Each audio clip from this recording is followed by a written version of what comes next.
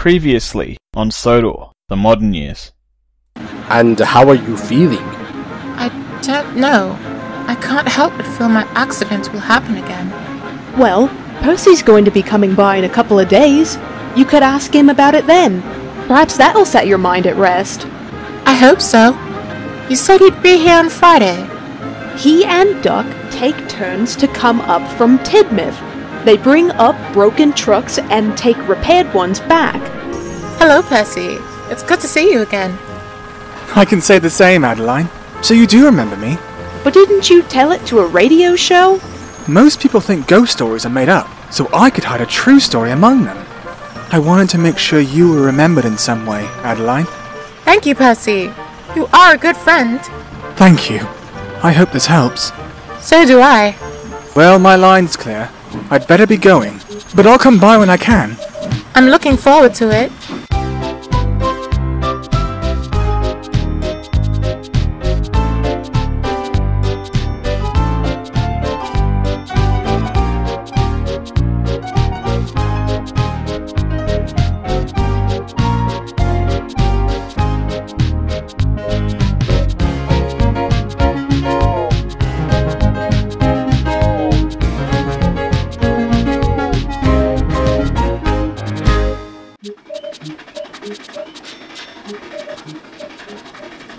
Percy made good time with his trucks. Having just been repaired at the works, they were in a good mood. So was Percy. He was glad Adeline had been rescued and restored. I must say, Percy, you did well to keep Adeline's secret. I mean, I didn't even hear about it. I'm sorry, driver. My buffers were tied, so to speak. No, I meant it as a compliment. You kept the secret very well. Thank you, driver. Percy replied. The small engine fell silent. Lost in thought, he didn't even respond to the occasional jibes and jokes from the trucks.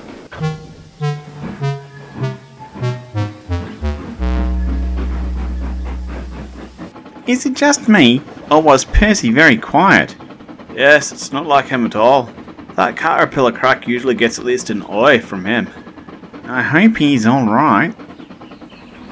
I'm afraid to say, Percy was not alright. Fortunately, the trucks were not the only ones who noticed. A few hours later, he was shunting at Elsbridge when Thomas arrived. Percy, are you alright? You've been quiet all afternoon. It's a long story, Thomas. It's a long break until my next train. Annie, Clarabelle, we've got time to listen to Percy, haven't we? Yes, of course. I suppose it's alright then. It has all been declassified after all. Declassified? You sound like that James Bond guy my driver talks about. It feels a bit like that, Percy replied. He explained what had happened with Adeline, and how the Ministry of Defence had set up operations. How he'd taken uranium ore from the old lead mine up to Croven's Gate for years, without a word to anyone. Then he finished by explaining Adeline's accident, and the circumstances surrounding it. So I told them about it a few hours ago. It brought some of Adeline's memories back to her. Ah, so that's what all those special goods trains of yours were about. I thought there was something going on. I'm sorry, Thomas. I didn't feel comfortable not telling you, but, well... I understand. It wasn't your choice. It's okay, Percy. Thanks, Thomas. I guess that sabotage was why I had to keep that operation secret. I just wondered if Adeline could have been rescued sooner if I'd said something. You mean to the MOD? Yes. Perhaps I could have convinced them to rescue Adeline years ago. You did what you could. If it helps, I'm sure Scarloey, Rheneas and all the others were glad to hear the full story. Adeline too. I must admit though, I never thought my mine incident would lead to all that. You mean you were glad to know it too? Yes, you could put it like that. Thank you, Thomas. That does help. With that, Percy left to collect his next train. He felt much better now. Adeline's story, and Percy's involvement in it, soon spread across the island. A few evenings after his conversation with Thomas, Percy backed down into the sheds. Good evening, Percy. Evening, Lily. I've been thinking about this friend of yours, Adeline. Both she and I were lost and found again. As was Peter. That was the Ministry of Defence too, come to think of it. Are you wondering if there are any others? Oh, I doubt there are any more on Sodor. Ruth would have found them by now. I mean, she goes everywhere. True, but we could ask her to keep an eye out. You know, a sort of search engine. Or perhaps we could abandon our trains and go looking ourselves. Please, be serious, Percy. This isn't that TV show with specials. I wouldn't do that if I were you. What? Be serious? Go looking. You don't know what fate can befall an engine. I was only joking. I suppose you found and scrapped them all. How would you and Bert find them anyway? You two mostly shunt your ironworks and do pickup runs. You don't think we know where our scrap comes from? Let me tell you something. If you must. A long time ago, there was a blue engine who was always eager to help. One night, the station master asked him to pick up a coach left behind in an old shed. Of course, replied the eager engine, and he headed off. Now, it was a dark and stormy night. Blowing a real gale it was by the time the blue engine reached the shed. He couldn't return in that weather, so he and his crew bunkered down for the night. Later that night, that blue engine woke to a noise coming from under the shed. He opened his eyes and saw long fingers reaching for him through the floorboards. Turned out there was a monster under the shed. Terrified, the engine raced out to the storm, the monster chasing behind him. Then what happened? Dunno. That's where the story ends. No one saw that engine alive again. But if he'd not gone poking about, he'd still be around. Can't really blame him for that. He was ordered there by the station master. Don't worry about it too much, Thomas. It's just a silly story. You can believe what you like, Toby. Well, I can tell you, the remains got smelted down at our ironworks. Anyway, I must be off. You all have a good night now. More horrible behaviour, honestly. I don't know why Miss Hatt allows these two to keep running on our rails. I think they've got a trackage rights agreement, just like Mavis. More like trackage wrongs, if you ask me. Anyway, I wouldn't worry about it too much. Best to get some sleep. You know we'll be busy tomorrow. The other engines agreed and soon fell asleep, but some of them found their sleep troubled. A couple of hours later, James arrived with the nighttime goods train. Unfortunately, he was running late. In his haste, he accidentally banged the trucks. Help! There's a horrible monster in my shed! Excuse me? I'm a what? Oh, James, it's just you. Sorry, must have been a bad dream. It's okay, Percy. Sometimes good imaginations think bad things. I should think so. This is the last thing I need. I'm already late enough. With that, James departed and the Farcar engines went back to sleep. A few hours later, Thomas awoke with a fright. What? He'd heard a strange noise. It wasn't another train, this time. Only trucks and coaches sat in the sidings, asleep and unmoving. Thomas couldn't help worrying. Something must have been making those noises. Ari's story came back to him. The remains had been smelted at the ironworks. So, it wasn't just a story. Something must have happened to that poor blue engine. But, monsters didn't exist, did they? Try as he might, Thomas could not get back to sleep. Good morning, Thomas. What? Oh, morning, Percy. Did you hear any other strange noises last night? No, not after James stopped by. Oh? I think I'd better be off. Don't want to be late. With that, Thomas quickly departed. Now he felt silly for staying awake all night. The blue tank engine was soon heading down the line, a string of trucks behind him. Despite his fatigue, he was still thinking about last night. "What's this about strange noises, Thomas?" asked his driver. Thomas explained what had happened last night. "It was probably just the shed settling, Thomas. Nothing to worry about. My house does it too." Oh, Thomas replied.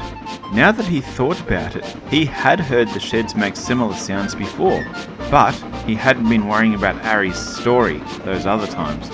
He felt a little silly and hoped there wouldn't be any other engines in the yard. However, as he steamed in, a conversation drifted through the air. Yes, of course, having a bad dream is one thing, but calling me a horrible monster? Really? Didn't you say the same thing about Duke yesterday? What? No! I said he'd made a horrible decision.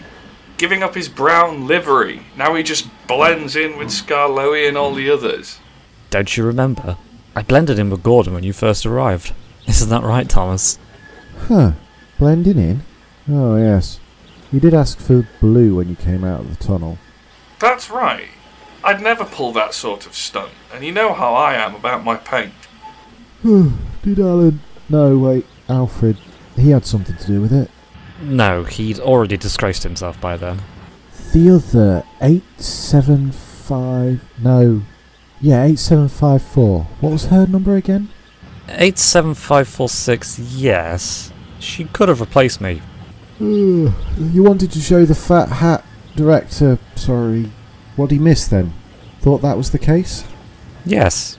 Did you sleep alright last night, Thomas? You seem a little out of it. Well, not really. Is it to do with that monster Percy was talking about last night?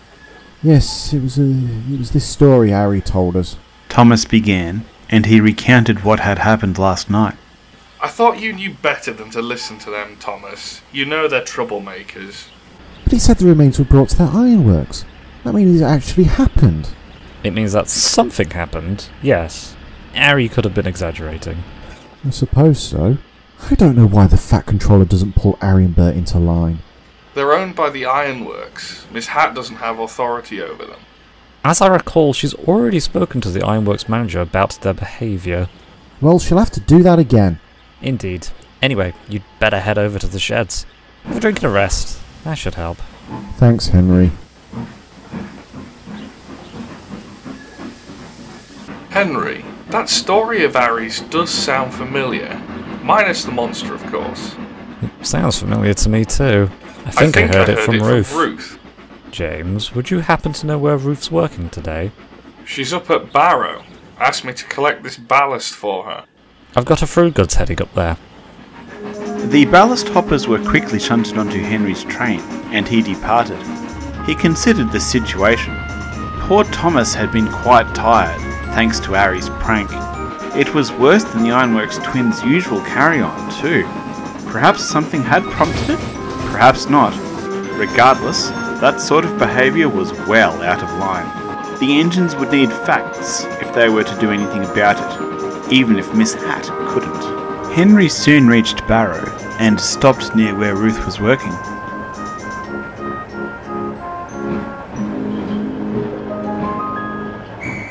Morning, Ruth. Morning, Henry. You brought my ballast, I see. Thank you. You're welcome. Have you got a moment? I think so. What's broken? Oh, it's not maintenance. Henry said. He explained about Harry's story. You're right. It does sound familiar.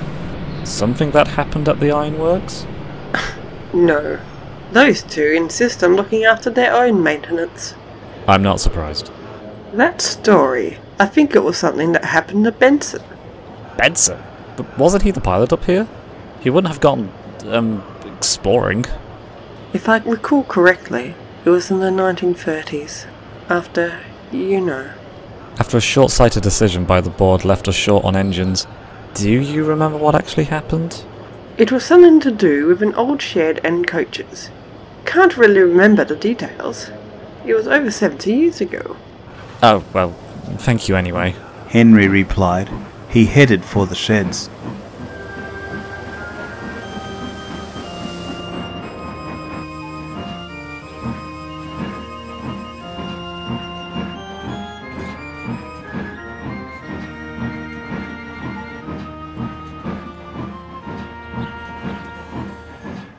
I couldn't help overhearing your wee conversation just now.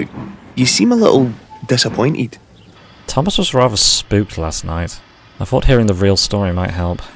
You're a kind engine, Henry. Dunno ken if many people notice it.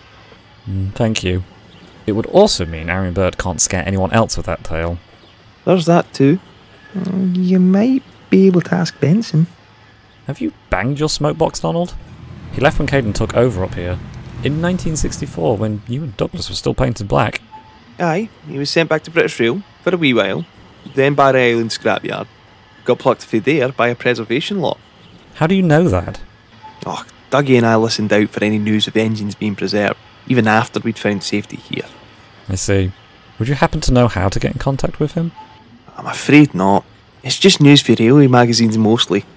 To be honest, I didn't know if he was actually restored. Sheffield might be able to help you. He's in contact with his friends on his old heritage line. He is? Thank you, Donald. I'm due to stop at Wellsworth on my way back. He's helping out down there, isn't he?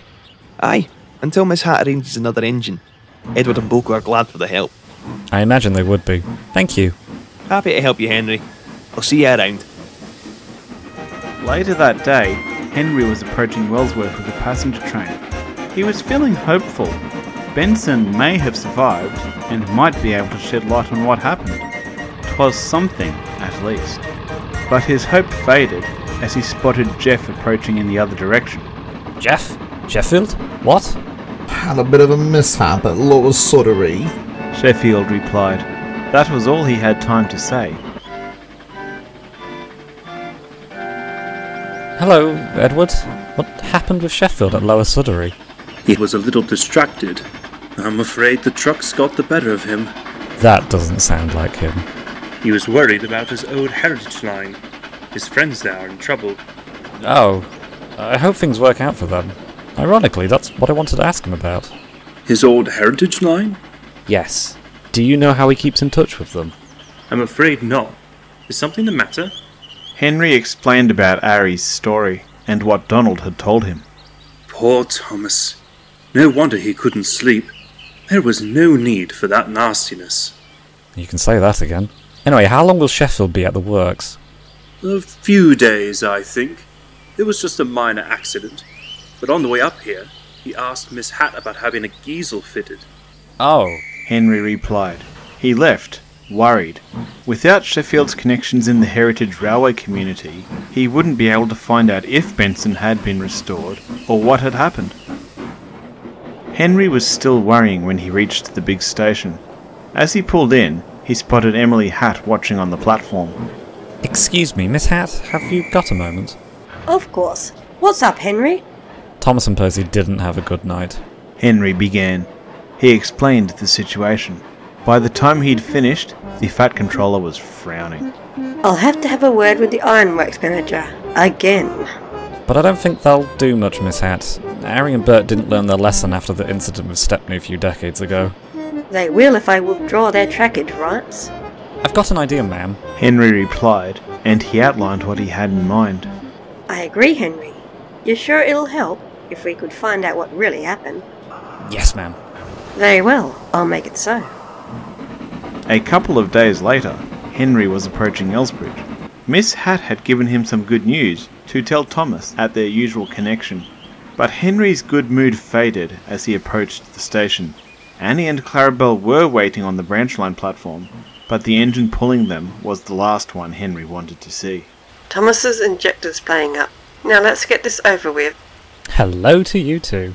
Could I please ask for you to pass a message on to Thomas? Depends. What is it? Could you please ask him to bring the Farquhar turn down tomorrow? How we run our branch line is our business, Henry. Lily, we both know he was spooked the other night. That sort of stress isn't good for an engine's health. Poor Thomas is still worrying about it. Yes, it wouldn't surprise me if that caused his injector failure. I thought the same myself. What do you mean by bringing this up again, Henry? I thought he'd like to hear the truth of it, to help set his mind at rest. I see. I'll pass the message on. Thank you, Lily. Don't mention it.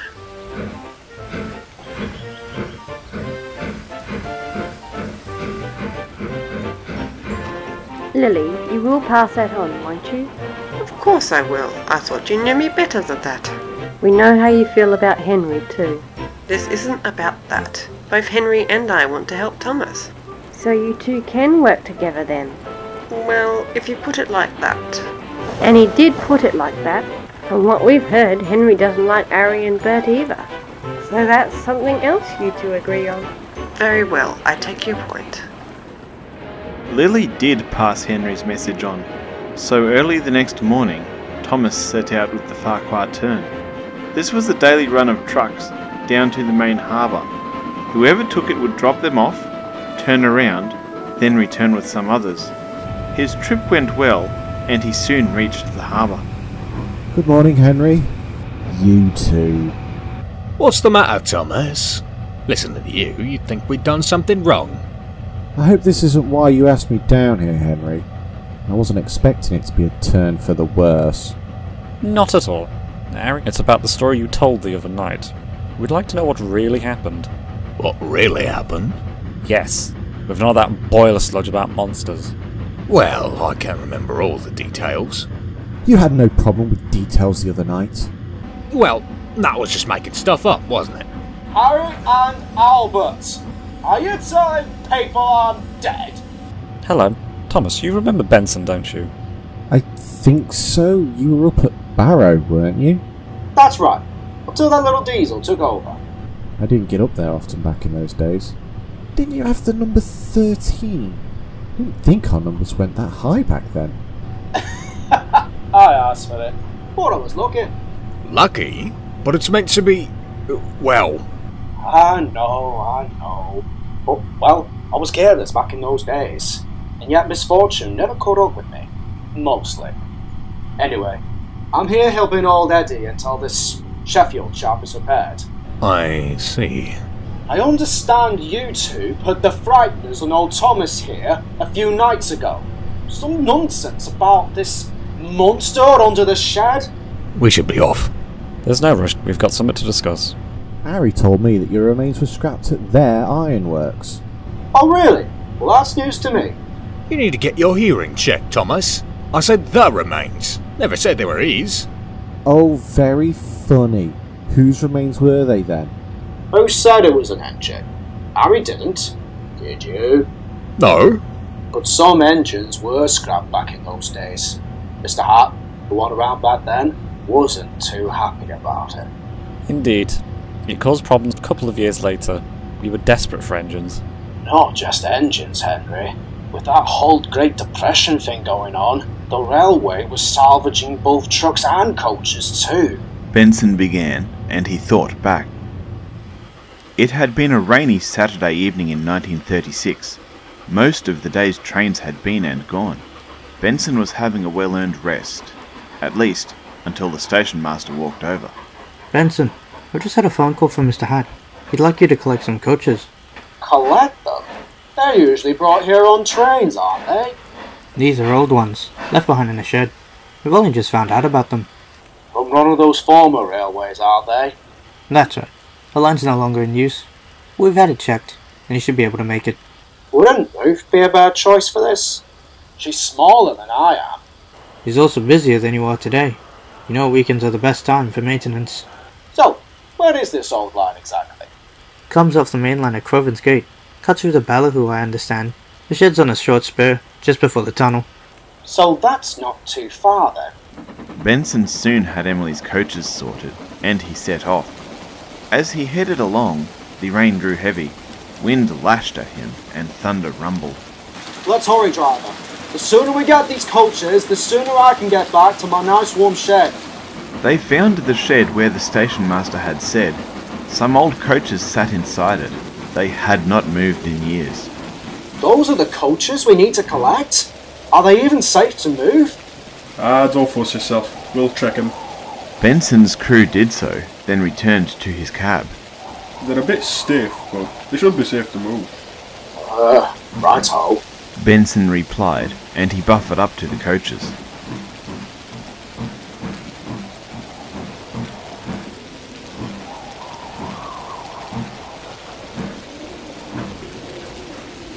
Although his crew had released the handbrakes, the coaches didn't move.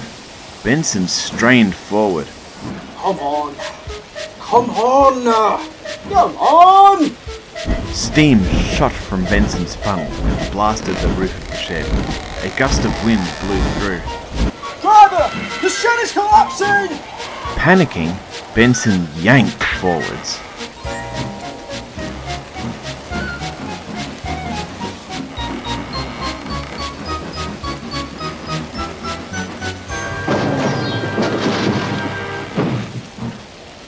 Looks like we got out just in time. You can say that again. Benson's driver climbed down and inspected the coaches. Looks like the handbrake wasn't as off as I thought. Seems the linkage is broken. With that, Benson's driver climbed back into the cab and they set off. The old coaches groaned and squeaked as Benson shoved them along the line, but they did come along. Soon, Benson reached Croven's gate. Did you hear something down there, Benson? Sounded like some sort of crash. Yes, it might have been my fault, Reneus. Those blasted coaches were stuck. Had to pull rather heavily. Between the steam blasts and the wind, well... Well, what? A shed may have collapsed. Was anyone injured? No, we were lucky. Got out just in time. Looks like it will be a job for Ruth now. Glad to hear you and your crew weren't hurt. Take care. Thanks, Reneus. Early the next morning, Ruth headed down that old line with the works crew. Lucy, the ironworks engine, followed shortly afterwards. Between the two of them, they made short work of the collapsed shed. Lucy made multiple trips back to the ironworks, hauling the remains of the shed. It took most of the day to get that clear. Those coaches were rebuilt and ran on our rails for a couple more decades. So that's what really happened. I take it the remains you mentioned with that old shed? Yes, Lucy told us about it when she taught us how to look after the ironworks. As an example, scrap can come from anywhere and anyone. Oh, knock it off.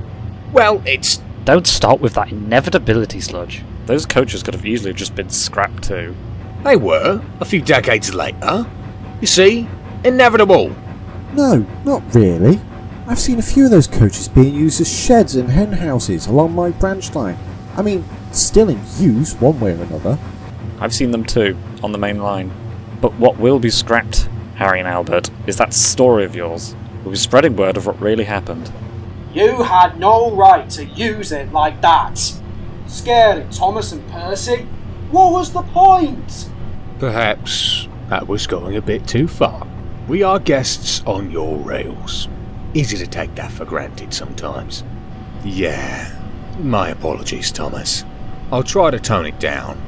Please, pass this on to Percy and the others. Alright. Apology accepted. We'd better head off. Should have left a few minutes ago. Ari said. With that, he and Bert left to collect their trucks. A few minutes later, the Ironworks twins had collected their trucks and departed. You're feeling better now, Thomas? Much better. Thank you for coming and sorting this all out. Happy to help. Gives me a chance to run on the Brendan branch too. Speaking of, those trucks aren't going to pull themselves, so see you later. And thank you for arranging it too, Henry. Of course. We can't have Ari and Bert getting away with this sort of thing. Indeed. Can't see the point of it trying to scare us like that. Perhaps they're just lonely. They're the only two engines at the ironworks. Can't they just say hello like other engines? Lucy wasn't like that. True, but they're diesels. They'd have probably heard all that revolutionary nonsense back in the day. You have a point there. Anyway, I'd best be off. Thanks again, Henry. With that, Thomas headed off for a drink. Henry watched him go, lost in thought.